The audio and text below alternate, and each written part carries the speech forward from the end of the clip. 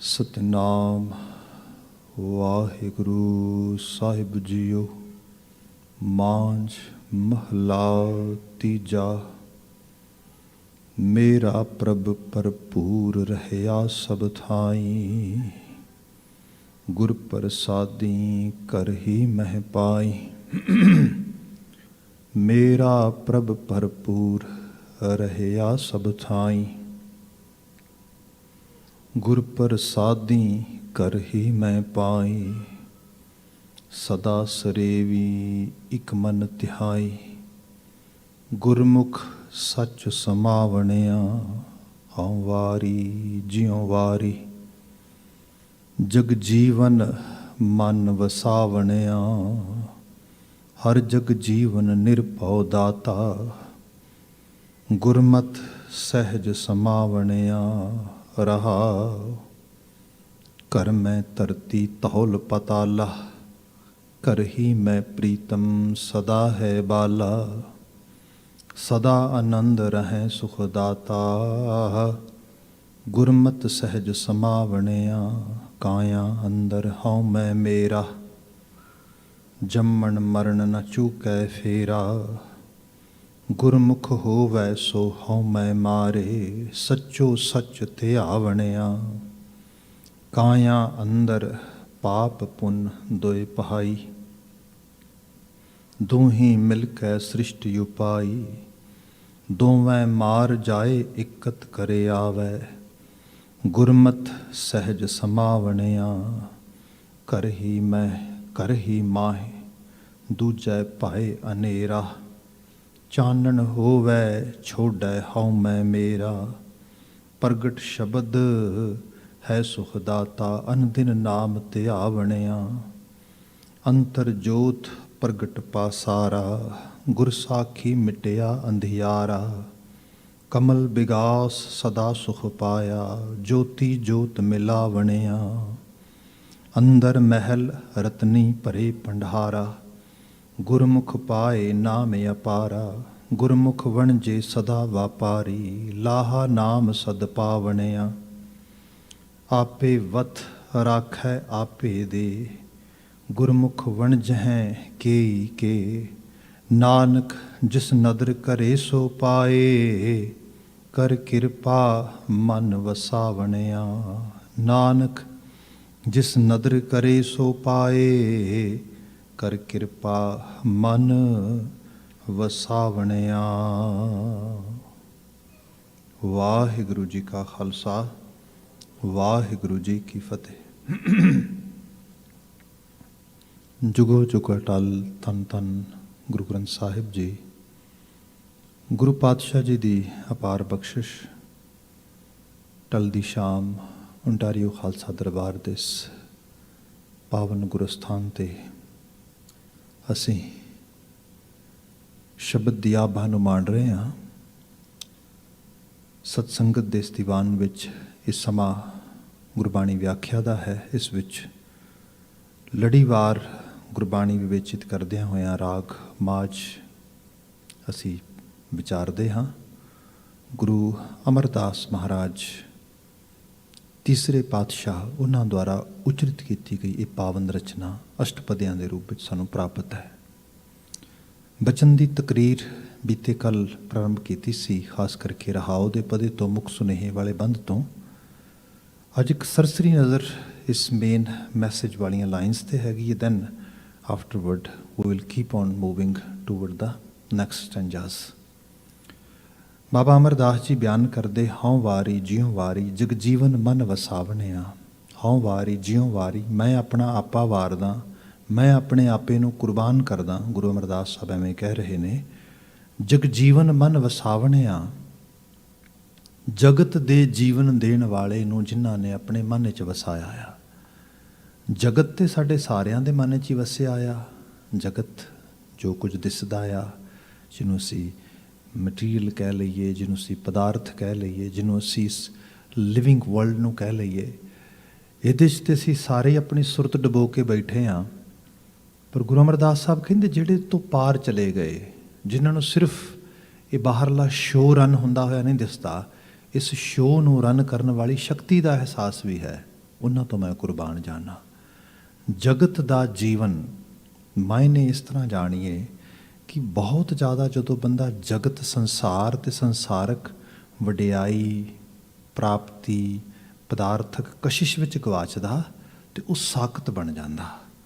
ਅਤੇ ਸਾਖਤ ਮਤੀਆ ਜਿਹੜਾ ਆ ਉਹਦਾ ਫਿਰ ਕੋਈ ਨਾ ਦੀਨ ਹੈ, ਨਾ ਈਮਾਨ ਹੈ, ਨਾ ਧਰਮ ਹੈ, ਨਾ ਕਿਸੇ ਲੈਵਲ 'ਤੇ ਉਹਨੂੰ ਨਹੀਂ ਖੜਾ ਕੀਤਾ ਜਾ ਸਕਦਾ, ਕਿਉਂਕਿ ਉਹ ਸਿਰਫ ਜਗਤ ਦਾ ਹੀ ਉਪਾਸ਼ਕ ਹੈ, ਜਗਤ ਦੀ ਹੀ ਉਹਨੂੰ ਸਾਰੀ ਜਿਹੜੀ ਪ੍ਰਾਪਤੀ ਚਾਹੀਦੀ ਹੈ।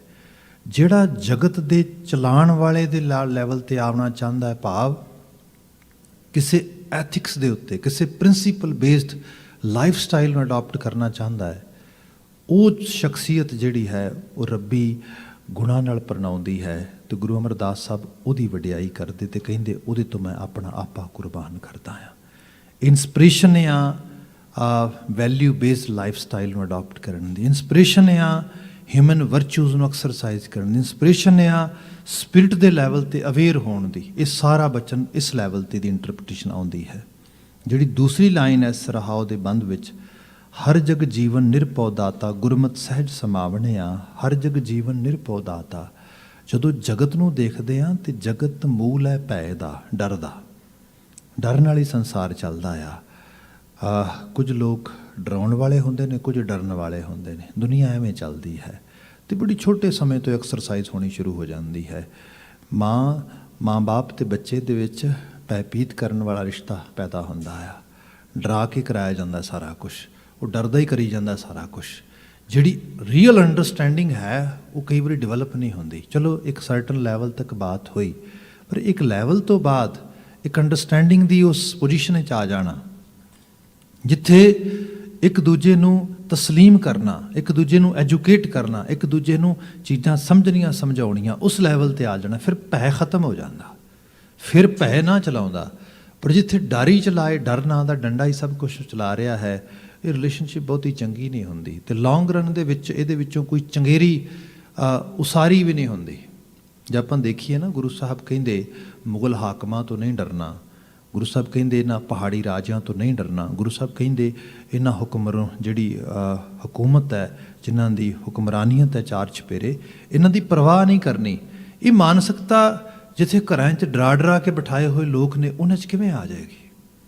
ਜਿਹਨਾਂ ਨੂੰ ਹਰ ਪਲ 'ਤੇ ਡਰਾਇਆ ਜਾਏਗਾ, ਬਲਕਿ ਉਹਨਾਂ ਨੂੰ ਉਹ ਸਾਰੇ ਤੋਂ ਆਟੋਨਮੀ ਦਿੱਤੀ ਗਈ, ਆਜ਼ਾਦੀ ਦਿੱਤੀ ਗਈ, ਉਸ ਫਿਜ਼ਾ 'ਚ ਲਿਆਂਦਾ ਗਿਆ ਜਿੱਥੇ ਉਹ ਵਾਕਿਆ 'ਚ ਹੀ ਹੰਨੇ ਮੇਰੀ ਦੇ ਕਨਸੈਪਟ ਨੂੰ ਮਾਣ ਪਾਉਂਦੇ।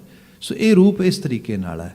ਜੇ ਇਸ ਨੂੰ ਬਿਲਕੁਲ ਸਰਲ ਭਾਵ ਵਿੱਚ ਲਿਆ ਜਾਏ, ਬੀਤੇ ਕੱਲ੍ਹ ਬੜੀ ਡਿਟੇਲਡ ਬਾਤ ਹੋਈ ਸੀਗੀ, ਸਾਨੂੰ ਸਾਡੀ ਦੁਨੀਆ ਡਰ ਦੀ ਇਸ ਤਰ੍ਹਾਂ ਚਲਾਉਂਦੀ ਹੈ ਕਿ ਕੁਝ ਖਾਸ ਚੀਜ਼ਾਂ 'ਚ ਸਥਿਤੀਆਂ 'ਚ ਸਮਝੌਤਾ ਕਰ ਲਓ।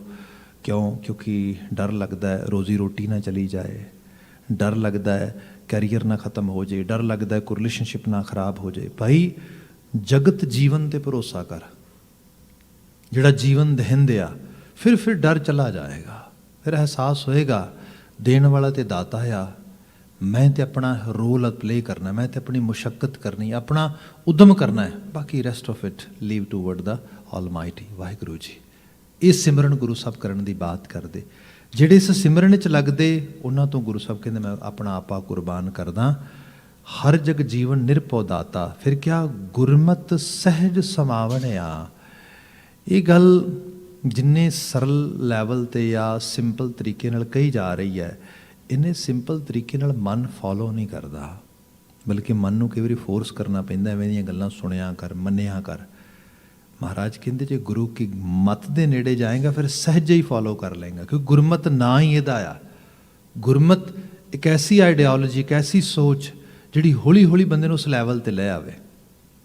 ਸਹਿਜੇ ਹੀ ਕੋਈ ਆਪ ਦੇਖੀਏ ਨਾ, ਇਤਿਹਾਸ ਪੜ੍ਹਦੇ ਹਾਂ, ਇਸੇ ਕਰਕੇ ਮੈਂ ਕਹਿੰਦਾ ਉਹ ਇੱਕ ਝਰੋਖਾ ਆ ਜਿਹਦੇ 'ਚੋਂ ਅਸੀਂ ਦੁਨੀਆ ਨੂੰ ਰੀਅਲ ਲੈਵਲ ਤੋਂ ਸਭ ਅਸੂਲਾਂ ਨੂੰ ਪਾਲਦੇ ਹੋਏ ਵੇਖ ਸਕਦੇ ਹਾਂ। ਅਤੇ ਉਹਦੇ 'ਚ ਇਹ ਤਾਂ ਹੈ ਨਹੀਂ, ਗੁਰੂ ਸਾਹਿਬ ਨੇ ਜਿਹਨੂੰ ਇੰਦਰ ਭੂਸ਼ਣ ਬੈਨਰਜੀ ਇਹ ਕਹਿੰਦਾ ਆਪਣੀ ਰਾਈਜ਼ਿੰਗ ਆਫ ਖਾਲਸਾ ਦੇ ਵਿੱਚ, ਉਹ ਕਹਿੰਦਾ ਹੈ ਕਿ it was complete transformation of A human being. ਜਿਹੜੀ ਟਰਾਂਸਫਰਮੇਸ਼ਨ ਦੀ ਗੱਲ ਕਰਦਾ ਹੈ, ਤਬਦੀਲੀ ਦੀ ਗੱਲ ਕਰਦਾ ਹੈ, ਉਹ ਕੋਈ ਹਾਰਟ ਟਰਾਂਸਫਰ ਕਰਕੇ ਤਾਂ ਨਹੀਂ ਨਾ ਆਈ, ਜਾਂ ਹਾਰਟ ਟਰਾਂਸਪਲਾਂਟ ਕਰਤਾ, ਇੱਧਰੋਂ ਕੱਢਿਆ ਤਾਂ ਉੱਧਰ ਪਾ ਤਾ। ਉਹ ਤੇ ਇੱਕ ਜੀਵਨ ਜਾਚ ਵਿੱਚੋਂ ਆਈ। ਉਹ ਜਾਚ ਜਿਹੜੀ ਹੈ ਸਹਿਜੇ ਗੁਰਮਤ ਮਤ ਗੁਰੂ ਸਾਹਿਬ ਵੰਡਦੇ, ਗੁਰੂ ਦੇ ਅੱਗੇ ਮੱਥਾ ਟੇਕਣ ਵਾਲੇ ਗੁਰੂ ਦੀ ਮੱਤ ਲੈਂਦੇ, ਉਹ ਮੱਤ ਨੂੰ ਫੋਲੋ ਕਰਦੇ। ਫਿਰ ਉਹ ਮੱਤ ਦੇ ਡਿਸਾਈਪਲ ਜਿਹੜੇ ਸੀਗੇ ਉਹ ਹੌਲੀ ਹੌਲੀ ਉਸ ਲੈਵਲ 'ਤੇ ਸਹਿਜੇ ਉਸ ਜਗ੍ਹਾ 'ਤੇ ਆ ਗਏ ਜਿੱਥੇ ਜਾ ਕੇ ਬੰਦਾ ਸੋਚਦਾ ਹੈ ਕਿ it's too good to believe. ਇੰਨੇ ਵਧੀਆ ਮਨੁੱਖ ਵੀ ਹੋ ਸਕਦੇ ਨੇ। ਭਾਈ ਹੋਏ, ਸਾਡੇ ਪੁਰਖੇ ਨੇ, ਸਾਨੂੰ ਮਾਣ ਹੈ ਇਸ ਗੱਲ ਦਾ। ਪਰ ਸੱਚਾਈ ਇਹ ਹੈ ਕਿ ਇਹ ਚੀਜ਼ ਪੋਸੀਬਲ ਆ। ਗੁਰੂ ਅਮਰਦਾਸ ਸਾਹਿਬ ਕਹਿੰਦੇ, ਮੈਂ ਉਹਨਾਂ ਨੂੰ ਵਡਿਆਉਣਾ, ਮੈਂ ਉਹਨਾਂ ਨੂੰ ਸਰਾਹੁਣਾ, ਮੈਂ ਆਪਾ ਉਹਨਾਂ ਤੋਂ ਕੁਰਬਾਨ ਕਰਦਾ। ਇਹ ਰਹਾ ਉਹਦਾ ਬੰਦ ਆ। ਸ਼ੁਰੂਆਤੀ ਪਦਾ ਆ ਇਹਦੇ 'ਚ, ਮੇਰਾ ਪ੍ਰਭ ਭਰਪੂਰ ਰਹਿਆ ਸਭ ਥਾਈ, ਗੁਰ ਪ੍ਰਸਾਦੀ ਘਰੇ ਮੈਂ ਪਾਈ। ਮੇਰਾ ਪ੍ਰਭ ਭਰਪੂਰ ਰਹਿਆ ਸਭ ਥਾਈ। ਭਰਪੂਰ ਸੰਪੂਰਨ ਰੂਪ ਵਿੱਚ ਜਿਹਨੂੰ ਕਹਿ ਲਓ ਕਿ ਜਿਹਦੀ ਮੌਜੂਦਗੀ ਹੈ। ਇਹਦੀ ਇੰਗਲਿਸ਼ ਲੈਂਗੁਏਜ 'ਚ ਟਰਾਂਸਲੇਸ਼ਨ ਹੁੰਦੀ ਹੈ ਓਮਨੀ ਪ੍ਰੈਜ਼ੈਂਸ ਦੇ ਲੈਵਲ 'ਤੇ, ਵੀ ਜਿਹੜਾ ਜ਼ਰਰੇ ਜ਼ਰਰੇ ਜ਼ਰਖੇਜ਼ ਹੋ ਕੇ ਬੈਠਾ ਆ। ਮੇਰਾ ਪ੍ਰਭ ਭਰਪੂਰ ਰਹਿਆ ਸਭ ਥਾਈਂ, ਸਭ ਥਾਵਾਂ 'ਤੇ ਤੂੰ ਵਸ ਰਿਹਾ ਹੈ। ਜਿਵੇਂ ਇਹਨੂੰ ਇਸ ਤਰ੍ਹਾਂ ਦੇਖਿਆ ਜਾਏ, ਬਕੌਲ ਗਿਆਨੀ ਸੰਤ ਸਿੰਘ ਜੀ ਮਸਕੀਨ ਜੋ ਉਹਨਾਂ ਦੇ ਬਾਤ-ਰੂਪ ਉਸ ਕਰਾਂ, ਅਤੇ ਉਹ ਕਹਿੰਦੇ ਹੁੰਦੇ ਸੀ, ਕਈ ਵਾਰੀ ਅਸੀਂ ਬੜੀਆਂ ਹਾਸੋਹੀਣੀਆਂ ਗੱਲਾਂ ਕਰਦੇ ਹਾਂ ਕਿ ਕੋਈ ਬੰਦਾ ਗੁਰਦੁਆਰਾ ਸਾਹਿਬ ਬੈਠਾ ਹੈ ਤਾਂ ਉਹਨੂੰ ਕਹਿਣਾ, ਓਏ ਦੇਖੀ ਗੁਰਦੁਆਰਾ ਸਾਹਿਬ ਬੈਠਾ ਹੈ, ਝੂਠ ਨਾ ਬੋਲੀ। ਉਹ ਕਹਿੰਦੇ ਠੀਕ ਹੈ, ਚੰਗੀ ਗੱਲ ਹੈ, ਕਿਸੇ ਨੂੰ ਕਹਿ ਰਹੇ ਹੋ ਵੀ ਗੁਰਦੁਆਰਾ ਸਾਹਿਬ ਬੈਠਾ, ਝੂਠ ਨਾ ਬੋਲੀ। ਪਰ ਮੈਂ ਉਹ ਸੱਜਣ ਤੋਂ ਪੁੱਛਦਾ, ਫਿਰ ਝੂਠ ਕਿੱਥੇ ਬੋਲਿਆ ਜਾ ਸਕਦਾ ਹੈ? ਤੇ ਗੁਰਦੁਆਰਾ ਸਾਹਿਬ ਤੇ ਨਹੀਂ ਬੋਲ ਸਕਦੇ, ਹੋਰ ਕਿੱਥੇ ਬੋਲਾਂਗੇ? ਉਹ ਕਹਿੰਦੇ ਜਿੱਥੇ ਵੀ ਜਾਵਾਂਗੇ ਉਹ ਤੇ ਹੈ, ਉਹ ਤੇ ਵੇਖ ਰਿਹਾ, ਉਹ ਤੇ ਮੌਜੂਦ ਆ। ਲੁਕਾਉਣੇ ਕਿਤੋਂ, ਛਪਾਉਣੇ ਕਿਤੋਂ? ਇਹੋ ਹੀ ਤੇ ਗੁਰਬਾਣੀ ਸਿਖਾ ਰਹੀ ਹੈ। ਸੋ ਇਹ ਰੂਪ ਆ, ਉਹ ਤੇ ਜ਼ਰਰੇ ਜ਼ਰਰੇ 'ਚ ਮੌਜੂਦ ਆ। ਅਸੀਂ ਕਬਿਓ ਬਾਅਦ 'ਚ ਬੇਨਤੀ 'ਚ ਹਮੇਸ਼ਾ ਪੜ੍ਹਦੇ ਹਾਂ ਕਿ ਕਟ ਕਟ ਕੇ ਪਟ ਪਟ ਕੀ ਜਾਣੈ, ਭਲੇ ਬੁਰੇ ਕੀ ਪੀਰ ਪਛਾਣੈ, ਚੀਟੀ ਤੇ ਕੁੰਚਰ ਅਸਥੂਲਾ। ਕਿਹੜੀ ਚੀਜ਼ ਲੁਕੀ ਉਹਦੇ ਕੋਲੋਂ? ਕੀੜੀ ਲੁਕੀ ਹੈ ਛੋਟੀ ਜਿਹੀ ਕਿ ਹਾਥੀ ਲੁਕਿਆ ਵੱਡਾ ਸਾਰਾ? ਤੇਰੇ ਘਟ ਦੇ ਪਟ ਵਿੱਚ, ਤੇਰੇ ਹਿਰਦੇ ਦੀ ਅੰਦਰ ਤੋਂ ਅੰਦਰਲੀ ਸਤ੍ਹਾ ਵਿੱਚ ਜੋ ਪਿਆ ਹੈ ਨਾ, ਉਹਨੂੰ ਵੀ ਜਾਣਦਾ ਉਹ। ਲੁਕਾਉਣਾ ਕਿਹਦੇ ਤੋਂ, ਛੁਪਾਉਣਾ ਕਿਹਦੇ ਤੋਂ ਹੈ? ਇਸ ਕਰਕੇ ਉਹਨੂੰ ਸਭ ਥਾਂ 'ਤੇ ਮੌਜੂਦ ਸਮਝ। ਜਿਵੇਂ ਅਸੀਂ ਜੇ ਕਿਤੇ ਵੀਡੀਓ ਸਰਵੇਲੈਂਸ ਹੁੰਦੀ ਹੋਏ ਤਾਂ ਅਸੀਂ ਥੋੜ੍ਹੇ ਅਵੇਅਰ ਹੋ ਜਾਂਦੇ ਹਾਂ ਕਿ ਭਾਈ ਇੱਥੇ ਕੋਈ ਐਵੇਂ ਦਾ ਕੰਮ ਨਹੀਂ ਕਰਨਾ, ਵੀਡੀਓ ਬਣ ਰਹੀ ਹੈ।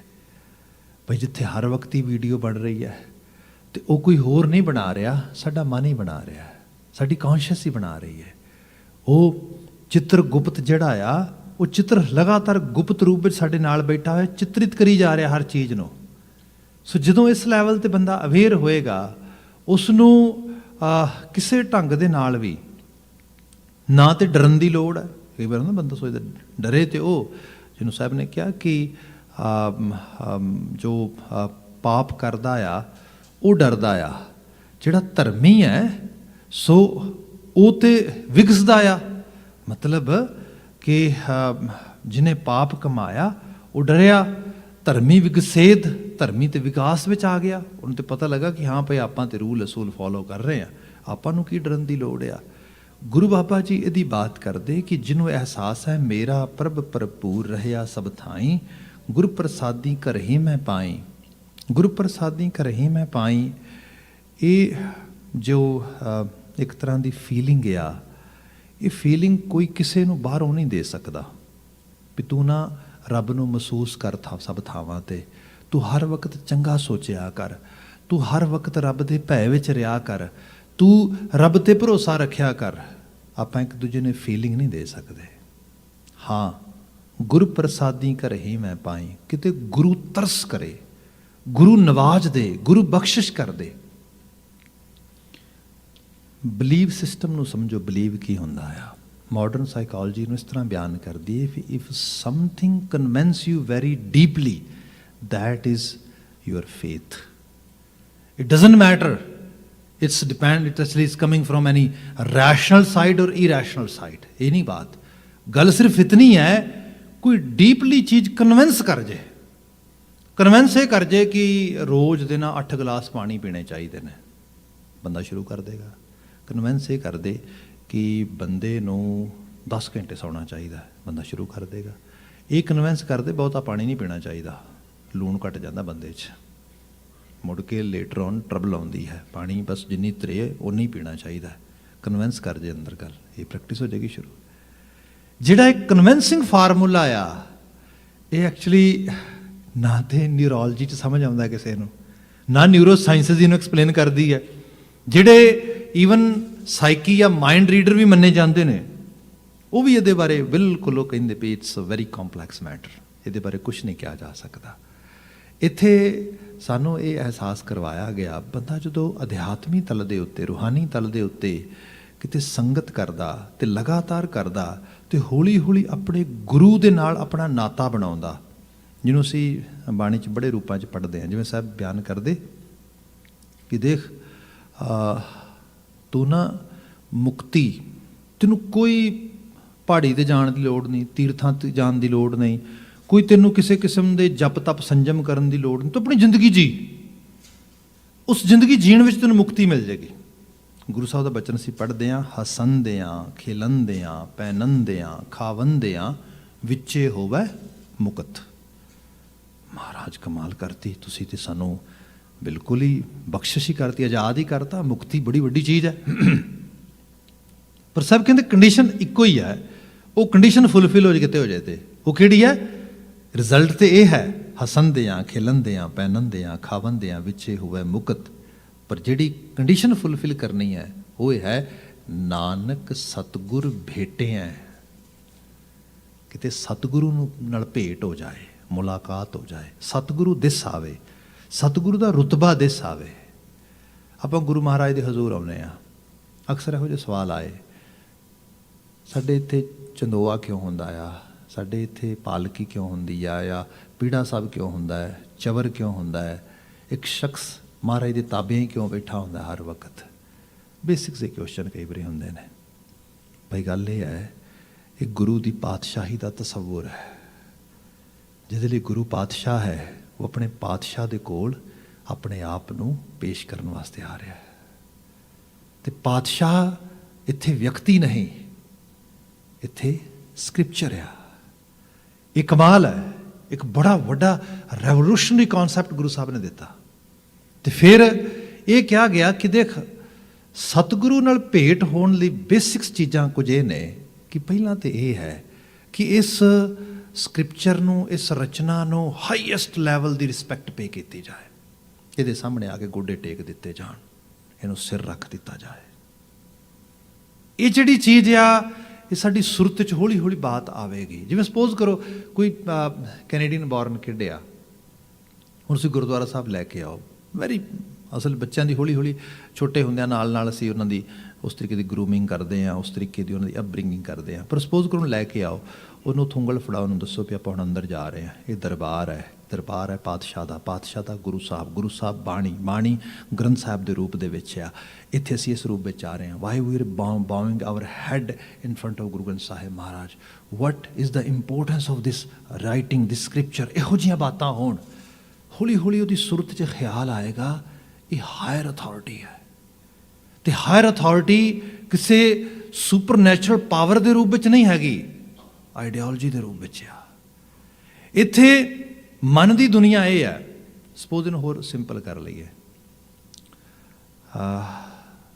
ਕਿਸੇ ਦਾ ਪਿਤਾ ਆ, ਕਿਸੇ ਦੀ ਮਾਤਾ ਆ, ਚਲੋ ਕਦੀ ਛੋਟਾ ਮੋਟਾ ਜੋਕ ਕਰ ਲਿਆ, ਮਜ਼ਾਕ ਕਰ ਲਿਆ, ਅਤੇ ਉਹ ਹੈ ਕਿ ਉਹਦੇ ਵਿੱਚ ਵੀ ਉਹਦੇ ਰੁਤਬੇ ਨੂੰ, ਉਹਦੇ ਰਿਸ਼ਤੇ ਦਾ ਲੈਵਲ ਆ, ਉਹਨੂੰ ਲੋਅ ਨਾ ਕੀਤਾ ਜਾਏ, ਉੱਥੇ ਰੱਖਿਆ ਜਾਏ। ਚਲੋ ਠੀਕ ਹੈ, ਹਾਸਾ ਠੱਠਾ ਹੋ ਗਿਆ, ਪਰ ਮਨ ਵਿੱਚ ਇਹ ਭਾਵ ਰਹੇ ਕਿ ਮੇਰੀ ਮਾਂ ਹੈ, ਇਹ ਮੇਰਾ ਪਿਤਾ ਹੈ, ਅਥਾਰਟੀ ਹੈ। ਇਹ ਰੂਪ ਰਹੇਗਾ, ਮਾਂ ਬਾਪ ਦੀ ਰਿਸਪੈਕਟ ਰਹੇਗੀ, ਮਾਂ ਬਾਪ ਦੇ ਨਾਲ ਉਸ ਕਿਸਮ ਦਾ ਰਿਸ਼ਤਾ ਰਹੇਗਾ। ਜਿੱਥੇ ਉਹ ਤੁਸੀਂ ਲੂਜ਼ ਕਰ ਜਾਓਗੇ ਗੱਲਾਂ ਬਾਤਾਂ ਕਹਿਣ ਨਾਲ, ਮਦਰਸ ਡੇ ਦੇ ਉੱਤੇ 2 ਬੁਕੇ ਫਲਾਵਰ ਦੇ ਖਰੀਦ ਲਿਆਓਗੇ, ਉਹਦੇ ਨਾਲ ਥੋੜ੍ਹਾ ਰਿਲੇਸ਼ਨਸ਼ਿਪ ਬਣ ਜਾਏਗੀ। ਫਾਦਰਸ ਡੇ ਦੇ ਉੱਤੇ ਕੋਈ ਮਹਿੰਗਾ ਗਿਫਟ ਲਿਆ ਕੇ ਦੇ ਦਿਓਗੇ, ਇਹਦੇ ਨਾਲ ਥੋੜ੍ਹਾ ਰਿਲੇਸ਼ਨਸ਼ਿਪ ਬਣ ਜਾਏਗੀ। ਰਿਲੇਸ਼ਨਸ਼ਿਪ ਤੇ ਤੁਹਾਡੇ ਮਾਈਂਡ ਸੈੱਟ 'ਚ ਖੜੀ ਹੈ। ਇਹ ਕਿਵੇਂ ਹੈ?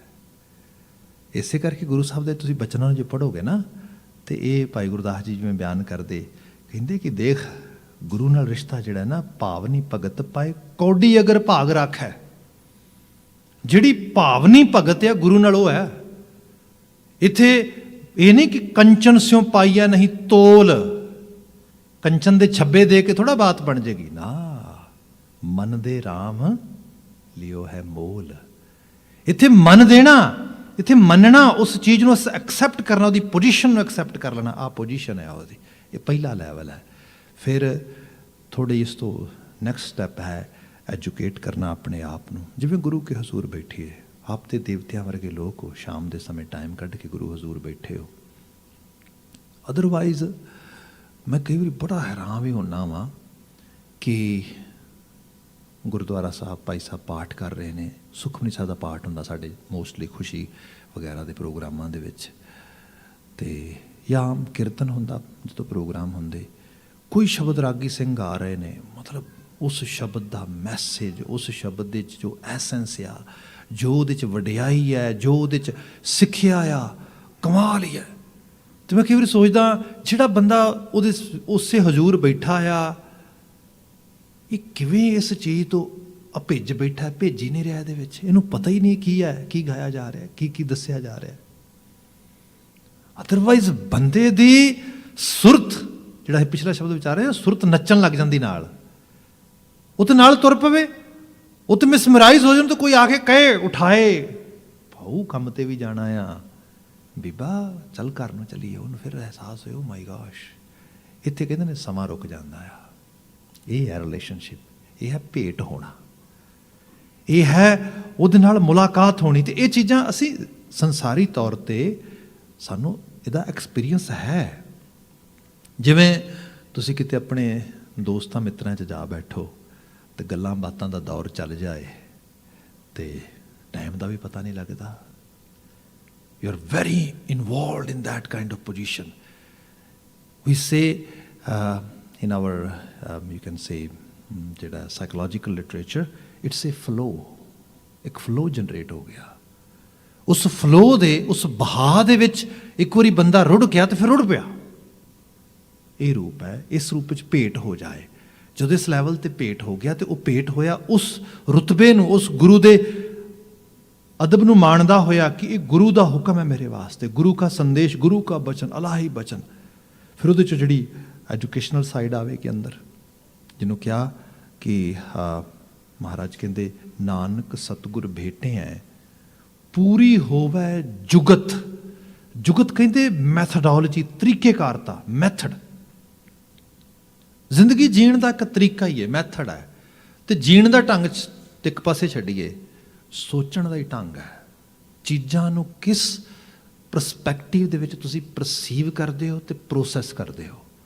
ਸੇਮ ਸਿਚੁਏਸ਼ਨ ਆ, ਤੁਸੀਂ ਵਕਤ 3-4 ਬੰਦਿਆਂ ਨੂੰ ਖੜੇ ਕਰੋ, ਆਪਾਂ ਆਪਣੇ ਤਰੀਕੇ ਦੇ ਨਾਲ ਉਸ ਚੀਜ਼ ਨੂੰ, ਉਹਦਾ ਸੋਚਣ ਦਾ ਢੰਗ ਹੋਏਗਾ, ਉਹਦਾ ਮੈਥਡ ਹੋਏਗਾ, ਜੁਗਤ ਹੋਏਗੀ। ਇੱਕ ਸ਼ਖਸ ਆ, ਉਹ ਸੋਚੇਗਾ ਉਹਦੇ ਵਿੱਚੋਂ ਕੋਈ ਓਪਰਚੁਨਿਟੀ ਦੇ ਤੌਰ 'ਤੇ, ਇੱਕ ਸ਼ਖਸ ਆ ਉਹ ਉਹਨੂੰ ਸੋਚੇਗਾ ਇੱਕ ਮੁਸੀਬਤ ਦੇ ਤੌਰ 'ਤੇ। ਸੋ ਇਹ ਜਿਹੜੀ ਚੀਜ਼ ਆ, ਸਤਿਗੁਰੂ ਮੈਥਡ ਦਿੰਦਾ, ਅਤੇ ਉਸ ਮੈਥਡ ਦੇ ਵਿੱਚ, ਉਸ ਜੁਗਤ ਦੇ ਵਿੱਚ ਜਦੋਂ ਬੰਦਾ ਚਲਾ ਜਾਂਦਾ, ਸੋਚ ਦਾ ਢੰਗ ਬਦਲਦਾ। ਅਤੇ ਸਭ ਤੋਂ ਵੱਡੀ ਤਰੀਕੇਕਾਰਤਾ ਇਹ ਹੈ, ਜਦੋਂ ਇਹ ਮਹਿਸੂਸ ਹੋਏਗਾ ਨਾ ਵੀ ਉਹ ਮੇਰੇ ਅੰਗ ਸੰਗ ਹੈ, ਫਿਰ ਡਰ ਰਹਿ ਜਾਏਗਾ, ਫਿਰ ਨਿਰਭੈਤਾ ਆ ਜਾਏਗੀ, ਫਿਰ ਵਿਸ਼ਵਾਸ ਵੀ ਵੱਧ ਜਾਏਗਾ, ਫਿਰ ਬੰਦੇ ਦੀ ਈਗੋ ਨਹੀਂ ਬੂਸਟ ਹੋਏਗੀ, ਸੈਲਫ ਕੌਨਫੀਡੈਂਸ ਬੂਸਟ ਹੋਏਗਾ। It's a big difference. ਅਸੀਂ ਕਈ ਵਾਰ ਆਪਣੀ ਈਗੋ ਨੂੰ ਬੂਸਟ ਕਰ ਲੈਂਦੇ ਹਾਂ ਜ਼ਿਆਦਾ, ਅਤੇ ਚੀਜ਼ਾਂ ਨੂੰ ਬੜੇ ਪਰਸਨਲ ਲੈਵਲ 'ਤੇ ਲੈ ਲੈਂਦੇ ਹਾਂ, ਅਤੇ ਫਿਰ ਮਤਲਬ ਕਿਸੇ ਪ੍ਰੋਜੈਕਟ ਦਾ ਕਰਨਾ, ਕਿਸੇ ਕੰਮ ਦਾ ਕਰਨਾ, ਹੋਣਾ ਨਾ ਹੋਣਾ, ਇਹ ਮਾਇਨੇ ਨਹੀਂ ਰੱਖਦਾ। ਇਹ ਮਾਇਨੇ ਰੱਖਦਾ ਕਿ ਮੈਂ ਇਨਵੋਲਵ ਹਾਂ ਇਹਦੇ 'ਚ, ਹੁਣ ਮੇਰੀ ਹੱਕਤ ਆ, ਭਾਵੇਂ ਗਲਤ ਵੀ ਹੋਏ ਫਿਰ ਵੀ ਕਹਿੰਦੇ ਨਹੀਂ ਹੁਣ ਇਸ ਰੂਪ ਦੇ 'ਚ। ਜੇ ਸੈਲਫ ਕੌਨਫੀਡੈਂਸ ਹੋਏ ਕਿਸੇ ਚੀਜ਼ ਬਾਰੇ, ਤੇ ਇਹ ਹੋਏ ਕਿ ਭਾਈ ਜੇ ਠੀਕ ਹੋਏਗਾ ਤਾਂ ਜ਼ਰੂਰ ਹੋਏਗਾ, ਜੇ ਗਲਤ ਹੋਇਆ ਤਾਂ ਭਾਈ ਮੈਨੂੰ ਦੱਸ ਦਿਓ, ਮੈਂ ਆਪਣੇ ਆਪ ਨੂੰ ਬਦਲ ਵੀ ਲਵਾਂਗਾ। ਇਹ ਜਿਹੜਾ ਰੂਪ ਆ, ਇੱਥੇ ਫਿਰ ਜਾ ਕੇ ਰੱਬ ਹਾਜ਼ਰ ਨਾਜ਼ਰ ਆ, ਉਹ ਤਰਸ ਕਰਦਾ, ਉਹ ਨਵਾਜ਼ਦਾ, ਉਹ ਸਿੱਖਿਆ ਦਿੰਦਾ। ਇਹ ਰੂਪ ਆ। ਗੁਰੂ ਸਾਹਿਬ ਕਹਿੰਦੇ ਸਾਰਾ ਕੁਝ ਉਹਦਾ ਪ੍ਰਸਾਦ ਆ। ਗੁਰ ਪ੍ਰਸਾਦੀ ਘਰ ਹੀ ਮੈਂ ਪਾਈ। ਮੈਂ ਪਹਿਲਾਂ ਬੇਨਤੀ ਕੀਤੀ, ਬਾਹਰੋਂ ਨਹੀਂ ਕੋਈ ਕਿਸੇ ਨੂੰ ਤਬਦੀਲ ਕਰ ਸਕਦਾ ਵੀ ਐਵੇਂ ਸੋਚਿਆ ਕਰ ਤੂੰ, ਇਹ ਤਾਂ ਅੰਦਰੋਂ ਹੀ ਆਉਣੀ ਹੈ ਸੋਚ। ਗੁਰੂ ਤਾਂ ਸਿਰਫ ਇੱਕ ਸੋਰਸ ਆ, ਅਤੇ ਸੋਰਸ ਆ ਇੱਕ ਇੰਸਟੀਟਿਊਸ਼ਨ, ਇੱਕ ਸੰਸਥਾ ਦੇ ਰੂਪ ਦੇ ਵਿੱਚ। ਇਹਦੇ ਨਾਲ ਰਿਲੇਸ਼ਨਸ਼ਿਪ ਜਿਵੇਂ ਜਿਵੇਂ ਬਣਾਵਾਂਗੇ, ਇਹ ਚੀਜ਼ ਫਿਰ ਸਾਡੇ ਜੀਵਨ 'ਚ ਵਰਤੇਗੀ। ਅਗਲੀ ਲਾਈਨ ਇਸੇ ਪਦੇ ਦੀ ਹੈ, ਸਦਾ ਸਰੇਵੀ ਇੱਕ ਮਨ ਧਿਆਈ ਗੁਰਮੁਖ ਸੱਚ ਸਮਾਵਣਿਆ ਸਦਾ ਸਰੇਵੀ। ਜਿਸ ਨੂੰ ਸਿੰਪਲ ਲੈਵਲ ਤੇ ਅਸੀਂ ਕਹਿੰਦੇ ਹਾਂ ਸੇਵਾ ਕਰਨੀ ਜਾਂ ਸਰਵ ਕਰਨਾ। ਕਿਆ ਸਦਾ ਸਰੇਵੀ ਇੱਕ ਮਨ ਧਿਆਈ, ਇੱਕ ਮਨ ਧਿਆਈ। ਗੁਰੂ ਗ੍ਰੰਥ ਸਾਹਿਬ 'ਚ ਆਪਨੇ ਹੁਕਮਨਾਮਾ ਜ਼ਰੂਰ ਸੁਣਿਆ ਹੋਏਗਾ, ਏ ਮਨ ਹਰਿ ਜੀ ਧਿਆਏ ਤੂੰ, ਇੱਕ ਮਨ ਇੱਕ ਚਿੱਤ ਪਾਏ, ਹਰ ਕੀਆਂ ਸਦਾ ਸਦਾ ਵਡਿਆਈਆਂ ਦੇ ਨਾ ਪਛੋਤਾਏ। ਹਰੀ ਦੀਆਂ ਸਦੀਵ ਕਾਲੀ ਵਡਿਆਈਆਂ ਨੇ, ਉਹ ਦਿੰਦਾ ਤੇ ਬੇਤਹਾਸ਼ਾ ਦਿੰਦਾ ਤੇ ਦੇਖ ਕੇ ਪਛਤਾਉਂਦਾ ਨਾ।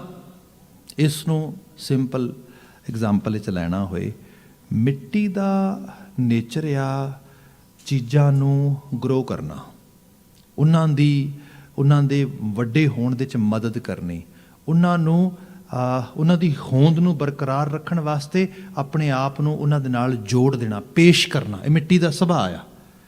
ਪਰ ਇਹ ਸੱਚ ਆ, ਮਿੱਟੀ ਦਾ ਸੁਭਾਅ ਉਦੋਂ ਹੀ ਵਾਪਰੇਗਾ ਜਦੋਂ ਕੋਈ ਚੀਜ਼ ਆਪਣੇ ਆਪ ਨੂੰ ਉਸ ਮਿੱਟੀ ਦੇ ਆਗੋਸ਼ ਵਿੱਚ ਅਮਾ ਦੇਗੀ, ਬੀਜ ਰੂਪ ਦੇ ਵਿੱਚ। ਹੁਣ ਜੇ ਬੀਜ ਪਾਓਗੇ ਉਹਦੇ ਵਿੱਚ ਤੇ ਬੀਜ ਉੱਗੇਗਾ। ਪਰ ਹੋਏ ਇਹ ਕਿ ਜਿਵੇਂ ਸਪੋਜ਼ ਸਾਹਿਬ ਜ਼ਿਕਰ ਕਰਦੇ ਕਿ ਜੇ ਇੱਕ ਹੋਏ ਤਾਂ ਉੱਗਵੈ, ਰੁੱਤੀ ਹੂੰ ਰੁੱਤ ਹੋਏ। ਬੀਜ ਆ ਥੋੜ੍ਹਾ ਜਿਹਾ, ਉਸ ਨੂੰ ਤੁਸੀਂ ਉਹਦਾ ਜਿਹੜਾ ਉੱਪਰਲਾ ਕਵਰ ਹੀ ਹੈ, ਉਸ ਕਵਰ ਨੂੰ ਹੀ, ਸ਼ੈੱਲ ਨੂੰ ਹੀ ਥੋੜ੍ਹਾ ਜਿਹਾ ਤੋੜ ਦਿਓ, ਕਰੈਕ ਕਰ ਦਿਓ ਤੇ ਫਿਰ ਮਿੱਟੀ 'ਚ ਬੀਜ ਦਿਓ। ਤੇ ਫਿਰ ਕਹੋ ਵੀ ਨੋ, ਮਿੱਟੀ ਇਨਜਸਟਿਸ ਕਰਦੀ ਹੈ, ਇਹ ਜਸਟਿਸ ਨਹੀਂ ਕਰਦੀ। ਕਿਉਂ ਕਰਦੀ ਹੈ? ਕਿਉਂਕਿ ਦੇਖ, ਫਲਾਣੇ ਨੇ ਬੀਜ ਬੀਜਿਆ, ਉਹਦਾ ਉੱਗ ਗਿਆ, ਮੈਂ ਬੀਜ ਬੀਜਿਆ ਨਹੀਂ ਉੱਗਿਆ। ਬਾਣੀ ਕਹਿੰਦੀ ਨਹੀਂ, ਉਹਨੇ ਕੋਈ ਇਨਜਸਟਿਸ ਨਹੀਂ ਕੀਤਾ। ਤੂੰ ਗਲਤੀ ਇਹ ਕੀਤੀ, ਟੁੱਟਿਆ ਹੋਇਆ ਬੀਜ ਪਾਤਾ ਵਿੱਚ। ਚੇਤੇ ਰੱਖੀ, ਜੇ ਕਿਤੇ ਸਾਬਤ ਹੋਏਗਾ ਤਾਂ ਉੱਗੇਗਾ। ਜੇ ਉਹ ਦਾਲ ਹੋ ਗਿਆ, ਟੋਟੇ ਹੋ ਗਿਆ, ਟੁਕੜੇ ਹੋ ਗਿਆ, ਮਾੜਾ ਜਿਹਾ ਵੀ ਕਰੈਕ ਆ ਗਿਆ, ਉਹ ਨਹੀਂ ਉੱਗੇਗਾ। ਇੱਥੇ ਗੱਲ ਹੋ ਰਹੀ ਹੈ ਸਾਡੇ ਬਲੀਵ ਦੀ, ਵਿਸ਼ਵਾਸ ਦੀ। ਜਿੱਥੇ ਮਾੜਾ ਜਿਹਾ ਵੀ ਵਿਸ਼ਵਾਸ ਕਰੈਕ ਕਰ ਗਿਆ ਨਾ, ਟੁੱਟ ਗਿਆ, ਗੱਲ ਨਹੀਂ ਬਣੇਗੀ। ਬੰਦੇ 'ਚ ਇਹੀ ਅਲਾਮਤ ਆ। ਇੱਕ ਮਨ ਜਿਹੜਾ ਹੋਣਾ ਹੈ ਨਾ, ਇੱਕ ਵੱਡੇ ਵਿਸ਼ਵਾਸ 'ਚ ਉਤਰ ਜਾਣਾ। ਤੇ ਫਿਰ ਮੈਂ ਬੇਨਤੀ ਕਰਾਂ, ਤਵਾਰੀਖ 'ਚ ਫਿਰ ਜਾਈਏ। ਹਿਸਟਰੀ ਆਪਣੇ ਆਪ ਵਿੱਚ ਬਹੁਤ ਕੁਝ ਜਿਹੜੀ ਹੈ ਸਾਨੂੰ ਸਿਖਾਉਂਦੀ ਹੈ। ਅਸੀਂ ਆਪਣੇ ਪੁਰਖਿਆਂ ਨੂੰ ਪੜ੍ਹਦੇ ਹਾਂ ਤੇ ਦੇਖਦੇ ਇਹ ਹਾਂ, ਐਡੀ ਵੱਡੀ ਮੁਗਲਿਆ ਹਕੂਮਤ, ਇੰਪਾਇਰ ਜਿਹੜੀ ਹੈ, ਉਹਦੇ ਸਾਹਮਣੇ ਕੋਈ ਖੜਾ ਨਹੀਂ ਹੋ ਸਕਦਾ। ਤੁਹਾਡੇ ਬਜ਼ੁਰਗਾਂ ਨੇ ਜੜੋਂ ਪੱਟ ਕੇ ਰੱਖ ਦਿਓ। ਤੇ ਜੇ ਅਸੀਂ ਸੋਰਸਿਸ ਪੜ੍ਹਦੇ ਹਾਂ, ਹਾਲਾਂਕਿ ਮੋਸਟਲੀ ਸੋਰਸ ਤੇ ਅੰਗਰੇਜ਼ਾਂ ਨੇ ਖਤਮ ਕਰ ਦਿੱਤੇ ਜਾਂ ਪਹਿਲਾਂ ਮੁਗਲਾਂ ਨੇ ਖਤਮ ਕਰ ਦਿੱਤੇ ਵੱਡੇ ਲੈਵਲ 'ਤੇ। ਅਦਰਵਾਈਜ਼ ਉਹ ਇੱਕੋ ਹੀ ਗੱਲ ਕਹਿੰਦੇ ਸੀਗੇ ਕਿ ਮੇਰੇ ਗੁਰੂ ਦਾ ਹੁਕਮ ਆ ਕਿ ਜਬ ਲਗ ਖਾਲਸਾ ਰਹਿ ਨਿਆਰਾ, ਤਬ ਲਗ ਤੇਜ ਦੇਹੋਂ ਮੈਂ ਸਾਰਾ।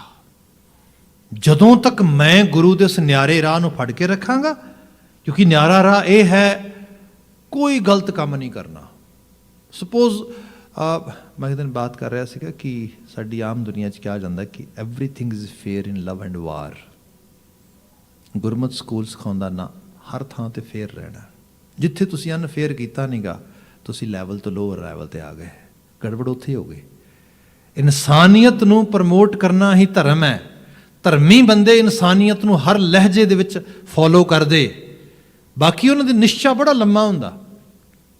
ਜਦੋਂ ਇਸ ਲੈਵਲ 'ਤੇ ਦੇਖਿਆ ਜਾਏ ਤੇ ਕਿਹਾ ਜਾਏ ਕਿਤੇ ਨਾ ਕਿਤੇ ਹੋ ਸਕਦਾ ਹੈ ਮੁਗਲਾਂ ਦੀ ਤਰ੍ਹਾਂ ਜ਼ਾਲਮ ਬਣ ਜਾਂਦੇ, ਜ਼ੁਲਮ ਕਰਨ ਲੱਗ ਜਾਂਦੇ, ਉਸ ਕਿਸਮ ਦੀ ਬਾਤ ਬਿਲਕੁਲ ਨਹੀਂ। ਇੱਕ ਅਸੂਲ 'ਤੇ ਪਹਿਰਾ ਦਿੱਤਾ, ਗਲਤ ਸੋਚ ਨਹੀਂ ਪਨਪਣ ਦਿੱਤੀ, ਸਭ ਚੀਜ਼ਾਂ 'ਚ ਲੈਵਲ 'ਤੇ ਰਹੇ।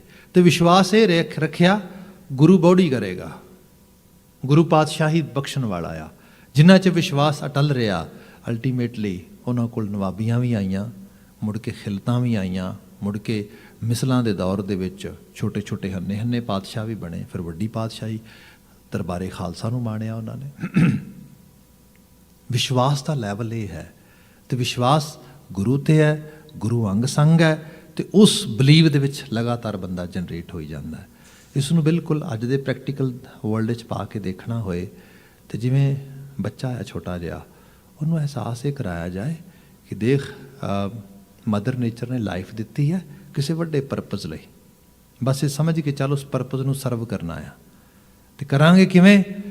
ਜੋ ਕੁਝ ਅਪੋਰਚੁਨਿਟੀਜ਼ ਮਿਲਦੀਆਂ ਉਹਨਾਂ ਨੂੰ ਅਵੇਲ ਕਰਨਾ ਹੈ, but never ever try to compromise toward principles, toward honest approach, toward any sort of ਜਿਹੜਾ ਐਥੀਕਲ ਸਾਈਡ ਆ ਉਹਨੂੰ ਅਨਐਥੀਕਲ ਨਹੀਂ ਕਰਨਾ। ਬਸ ਹੁਣ ਇਹੋ ਜਿਹੇ ਨਿਸ਼ਚੇ ਦੇ ਨਾਲ ਜਿੱਥੇ ਬੰਦਾ ਵਧੇਗਾ ਉਹ ਕਿਵੇਂ ਨਹੀਂ ਫਲਰਿਸ਼ ਹੋਏਗਾ, ਕਿਵੇਂ ਨਹੀਂ ਅਗਾਂਹ ਵਧੇਗਾ, ਇਹ ਚੀਜ਼ਾਂ ਆਉਂਦੀਆਂ। ਹੁਣ ਆ ਜੀ ਅਧਿਆਤਮੀ ਤਲ ਦੇ ਉੱਤੇ, ਅਧਿਆਤਮੀ ਤਲ ਦੇ ਉੱਤੇ ਗੱਲ ਇਹ ਹੈ ਕਿ ਅੱਜ ਮੈਂ ਜਦੋਂ ਅੱਜ ਦੀ ਦੁਨੀਆ 'ਚ ਦੇਖਦਾ ਹਾਂ, ਅੱਜ ਦੀ ਦੁਨੀਆ ਲੱਭਦੀ ਫਿਰਦੀ ਉਸ ਚੀਜ਼ ਨੂੰ ਜੋ ਗੁਰਮਤਿ ਦੇ ਸਕੂਲ ਵਿੱਚ ਸਾਨੂੰ ਪ੍ਰਾਪਤ ਆ, ਪਰ ਅਨਫੋਰਚੂਨੇਟਲੀ ਸਾਡੇ ਆਪਣੇ ਘਰਾਂ 'ਚ ਉਹਦੀ ਐਕਸਰਸਾਈਜ਼ ਬਹੁਤ ਚੰਗੇ ਤਰੀਕੇ ਨਾਲ ਨਹੀਂ ਹੁੰਦੀ।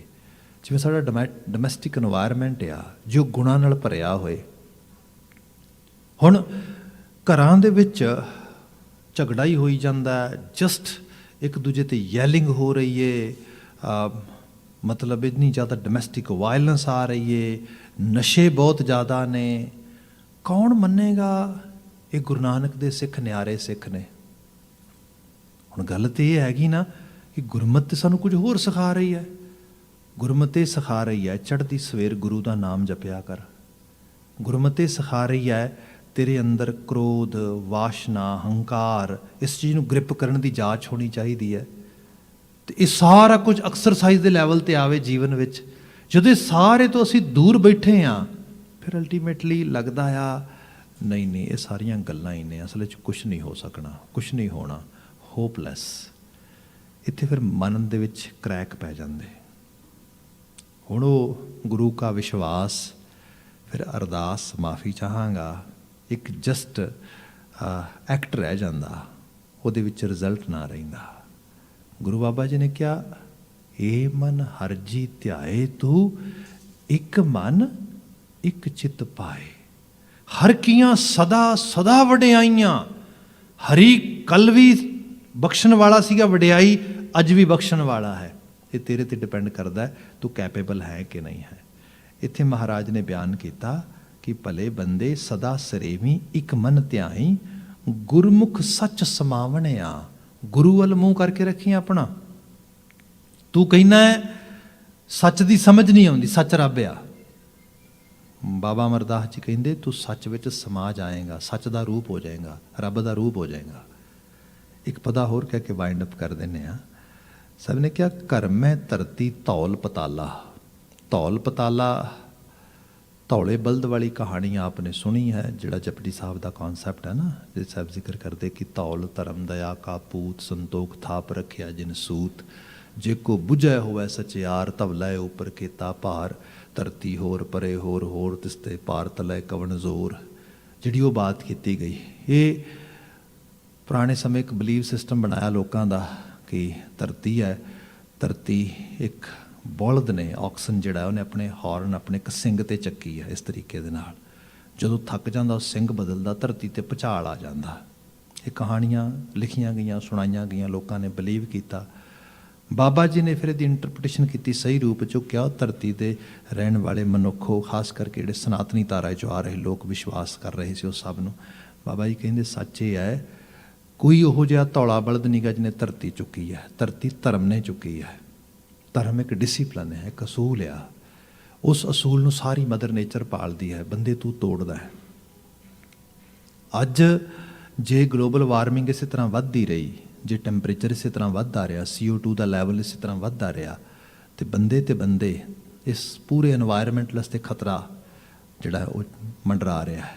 ਅਤੇ ਅਲਟੀਮੇਟਲੀ ਕੋਈ ਧੌਲੇ ਬਲਦ ਨੇ ਥੋੜ੍ਹਾ ਕੋਈ ਸਿੰਘ ਬਦਲਣਾ, ਧਰਤੀ ਪੁੱਠੀ ਹੋ ਜਾਣੀ ਹੈ ਅਤੇ ਸਭ ਕੁਝ ਖਤਮ ਹੋ ਜਾਣਾ। ਨਾ, ਬੰਦੇ ਨੇ ਡਿਸਿਪਲਿਨ ਤੋੜਿਆ ਹੈ, ਧਰਮ ਤੋੜਿਆ ਹੈ।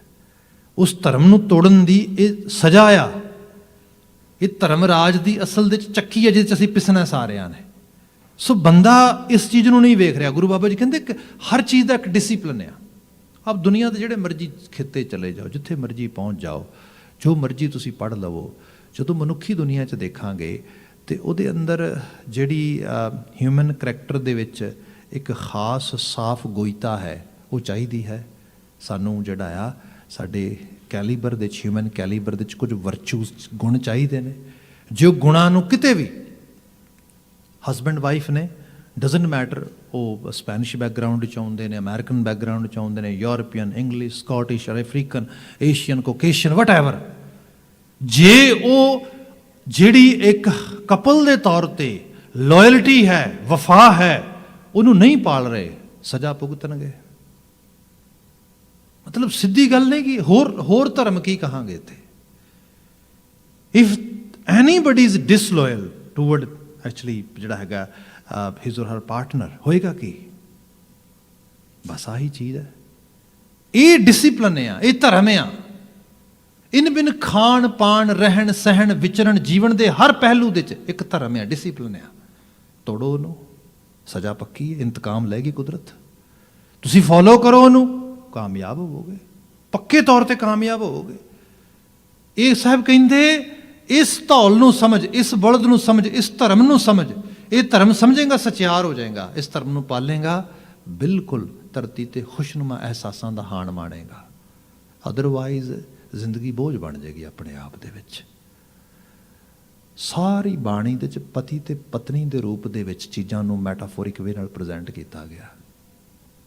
ਕਿੱਡੇ ਕਮਾਲ ਦਾ ਰਿਸ਼ਤਾ ਹੋਏਗਾ ਇਹ। ਗੁਰੂ ਸਾਹਿਬ ਨੇ ਰੂਹਾਨੀ ਤੌਰ ਤੇ, ਅਧਿਆਤਮੀ ਤਲ ਦੇ ਉੱਤੇ, ਮਤਲਬ ਹਕੀਕੀ ਨੂੰ ਬਿਆਨ ਕਰਦਿਆਂ ਮਜਾਜੀ ਨੂੰ ਪੋਰਟਰੇਟ ਕੀਤਾ ਆ। ਤੁਸੀਂ ਧਰਤੀ ਤੇ ਵੇਖੋ ਵਿਚਰ ਕੇ, ਤੁਹਾਨੂੰ ਇੱਕ ਵੀ ਹਾਊਸ ਹੋਲਡ ਮਿਲ ਜਾਏ ਇਹੋ ਜਿਹਾ ਜਿੱਥੇ ਇਸ ਰਿਸ਼ਤੇ ਦੀਆਂ ਖੁਸ਼ੀਆਂ ਨੂੰ ਲੋਕ ਉਸ ਲੈਵਲ ਤੇ ਮਾਣਦੇ ਹੋਣ। ਇਹਦਾ ਮਤਲਬ ਕੋਈ ਡਿਸਿਪਲਿਨ ਟੁੱਟ ਰਿਹਾ ਆ। ਬਾਣੀ ਦਾ ਆਈਡੀਅਲ ਪੜ੍ਹਦੇ ਹਾਂ, ਸਭ ਕਹਿੰਦੇ ਧਨ ਫਿਰ ਇਹ ਨਾ ਆਖੀਆਂ ਬਹਿਣ ਇਕੱਠੇ ਹੋਏ। A husband-wife relationship doesn't get established just by living together. Then Maharaj, how can we establish a meaningful relationship? एक जोत दोए मूर्ति, कलबूत दो ही रहणगे, जोत एक हो जाएगी। हुण जोत एक की है, एक विचारधारा, एक ख्याल, क्योंकि दो रूहां ने एक हम सफ़र बनना है, एक राह के उत्ते तुरना है, हम कदम होना है, हम ताल होना है, हम साया होना है, हम रवां होना है। पर सारे च हम ख्यालीयत ते आवे। एक सज्जे नूं सोचदा, दूजा खब्बे नूं सोचदा, होएगा की? मतलब साडे पंजाबी च एक ईडियम है ना, बाय चांस गल आई, जिथे दो जियां दा जोड़ नहीं उत्थे होर नरक दी लोड़ नहीं। That household itself is a hell. That's it. ਇਹ ਜਿਹੜਾ ਇਹ ਰੂਪ ਆ, ਇਹ ਧਰਮ ਦਾ ਟੁੱਟਣਾ ਆ। ਇੱਕ ਛੋਟੇ ਜਿਹੇ ਹਾਊਸ ਹੋਲਡ ਤੁਸੀਂ ਇਸ ਤਰੀਕੇ ਨਾਲ ਦੇਖੋ, ਫਿਰ ਇਹਨੂੰ ਲਗਾਤਾਰ ਹੋਰ ਫੈਮਿਲੀ ਵੈਲਿਊਜ਼ ਦੇ ਨਾਲ ਜੋੜ ਲਵੋ, ਫਿਰ ਹੋਰ ਸਮਾਜਿਕ ਕਦਰਾਂ ਕੀਮਤਾਂ ਨਾਲ ਜੋੜ ਲਵੋ, ਫਿਰ ਇੱਕ ਵੱਡੇ ਲੈਵਲ 'ਤੇ ਲੈ ਆਓ ਅਧਿਆਤਮੀ ਤਲ ਦੇ ਉੱਤੇ। ਫਿਰ ਉਹ ਸਾਰੇ ਦੇ ਵਿੱਚੋਂ ਨਰਕਾ ਭੋਗਣੀ, ਮਿਡਲ ਈਸਟ ਸਾਰਾ, ਮਤਲਬ ਜੇ ਜਹੰਨਮ ਦੇਖਣਾ ਹੋਏ ਕਿਸੇ ਨੇ ਤਾਂ ਮਿਡਲ ਈਸਟ ਹੈ ਹੀ, ਇਹ ਵੇਖਿਆ ਹੀ ਜਾ ਸਕਦਾ। And as we are moving in this community, ਇਹ ਸੋਸਾਇਟੀ ਦੇ ਵਿੱਚ ਜਿਵੇਂ ਅਸੀਂ ਪੋਲੀਟੀਕਲ ਸਿਸਟਮ ਦੇ 'ਚ ਇਲੈਕਸ਼ਨ ਆਉਂਦੇ ਨੇ, ਇੱਕਦਮ ਪਾਰਟੀਸਪੇਟ ਕਰਨ ਲੱਗ ਜਾਂਦੇ ਹਾਂ, ਅਦਰਵਾਈਜ਼ ਅਸੀਂ ਕੁਆਇਟ ਹੋ ਜਾਂਦੇ ਹਾਂ ਸਾਰੇ ਇਸ ਰੂਪ ਦੇ ਵਿੱਚ। ਅਤੇ ਸਾਡੀ ਕੋਈ ਉਸ ਕਿਸਮ ਦੇ ਨਾਲ ਓਪੀਨੀਅਨ ਸਿਰਜਣ ਦੇ ਵਿੱਚ, ਮਤਲਬ ਪੋਲਿਸੀਜ਼ ਤੇ ਬਾਅਦ 'ਚ ਬਣਦੀਆਂ ਨਾ, ਲਾ ਤੇ ਬੜੀ ਬਾਅਦ 'ਚ ਬਣਦੇ, ਅਪਲਾਈ ਤੇ ਬੜੀ ਬਾਅਦ 'ਚ ਹੁੰਦੇ, ਪਹਿਲਾਂ ਓਪੀਨੀਅਨ ਜਨਰੇਟ ਹੁੰਦੇ, ਉਹ 'ਚ ਕੋਈ ਕੰਟਰੀਬਿਊਸ਼ਨ ਨਹੀਂ ਗਾ। ਅਤੇ ਅਲਟੀਮੇਟਲੀ ਹੋਇਆ ਕਿ ਇੱਥੇ ਵੀ ਹੇਟ ਕ੍ਰਾਈਮ ਵੱਧ ਰਿਹਾ ਡੇ ਬਾਈ ਡੇ। ਤੁਸੀਂ ਹੇਟ ਕ੍ਰਾਈਮ ਦਾ ਮਾਇਨਾ ਕੀ ਹੈ? ਮਾਇਨਾ ਆਇਆ ਨਰਕ। ਨਰਕ ਭੋਗ ਹੀ ਰਿਹਾ ਧਰਤੀ ਦਾ ਵੱਡਾ ਖਿੱਤਾ, ਜਿੱਥੇ ਕਦੀ ਲੋਕੀ ਰੁਜ਼ਗਾਰ ਕਮਾਉਣ ਲਈ ਜਾਂਦੇ ਸੀ। ਤੁਸੀਂ ਨਾਂ ਲੈ ਕੇ ਦੇਖੋ, ਜਿਹੜਾ ਹੈਗਾ ਆ ਆਪਾਂ ਅਰਬ ਕੰਟਰੀਜ਼ ਦੇ ਵਿੱਚ ਈਰਾਨ ਦੀ ਗੱਲ ਕਰ ਲਈਏ, ਅਸੀਂ ਇਰਾਕ ਦੀ ਗੱਲ ਕਰ ਲਈਏ, ਅਸੀਂ ਸੀਰੀਆ ਦੀ ਗੱਲ ਕਰ ਲਈਏ, ਅਸੀਂ ਉਹਦੇ ਨਾਲ ਲੱਗਦੇ ਹੋਰ ਖਿੱਤੇ ਦੀ ਸਾਰੇ ਦੀ ਗੱਲ ਕਰ ਲਈਏ, ਲੋਕੀ ਰੋਜ਼ੀ ਰੋਟੀ ਕਮਾਉਣ ਜਾਂਦੇ ਹੁੰਦੇ ਸੀ ਕਦੀ ਉੱਥੇ। ਅੱਜ ਹਾਲਾਤ ਦੇਖੋ ਕੀ ਬਣੇ ਪਏ ਨੇ। ਇਨ ਬਿਨ ਜੇ ਹੋਰ ਪਿੱਛੇ ਚਲੇ ਜਾਈਏ, ਫਿਜੀ ਦੀ ਹਾਲਤ ਦੇਖੀਏ, ਜ਼ਿੰਬਾਬਵੇ, ਤੰਜਾਨੀਆ, ਕੀਨੀਆ, ਯੁਗਾਂਡਾ, ਨਾਂ ਤੇ ਲਓ ਕਿਸੇ ਦਾ, ਸਾਰਾ ਪਿੱਛੇ ਮੁੜ ਕੇ ਦੇਖੋ। ਸੋ ਇਹ ਹੈ ਧਰਮ ਜਿੱਥੇ ਟੁੱਟੇਗਾ ਉੱਥੇ ਨੁਕਸਾਨ ਹੋਏਗਾ। ਅਤੇ ਧਰਮ ਮਨੁੱਖਾਂ ਨੇ ਪਾਲਣਾ ਹੈ। ਇਹ ਪਸ਼ੂਆਂ ਦੀ ਦੁਨੀਆ ਦੀ ਗੱਲ ਨਹੀਂ ਹੈ, ਮਨੁੱਖਾਂ ਦੀ ਦੁਨੀਆ ਦੀ ਗੱਲ ਹੈ। ਅਤੇ ਮਨੁੱਖਾਂ ਨੇ ਪਰਸਨਲ ਲੈਵਲ 'ਤੇ ਇਸ ਚੀਜ਼ ਨੂੰ ਪਾਲਣਾ ਹੈ, ਅਤੇ ਇੱਕ ਕਲੈਕਟਿਵ ਐਫਰਟ ਵੀ ਹੈ ਧਰਮ ਦੀ, ਉਹਦੇ ਵਿੱਚ ਵੀ ਆਪਣੇ ਆਪ ਨੂੰ ਪਾਰਟੀਸਪੇਟ ਕਰਨਾ ਹੈ। ਗੁਰੂ ਬਾਬਾ ਜੀ ਨੇ ਇੱਥੇ ਬਾਤ ਕੀਤੀ, ਗੁਰੂ ਅਮਰਦਾਸ ਸਾਹਿਬ ਇੱਥੇ ਬਿਆਨ ਕਰਦੇ, ਘਰ ਮੈਂ ਧਰਤੀ ਧੌਲ ਪਤਾਲਾ, ਜਿਹੜਾ ਉਹ ਪਤਾਲ ਦੇ 'ਚ ਧੌਲ ਬਲਦ ਖੜਾ ਕੀਤਾ ਨਾ, ਜਿਹੜਾ ਧਰਤੀ ਨੂੰ ਚੱਕਦਾ ਆ, ਉਹ ਕਿਤੇ ਨਹੀਂ ਤੇਰੇ ਹਿਰਦੇ ਘਰ ਦੇ ਵਿੱਚ ਆ।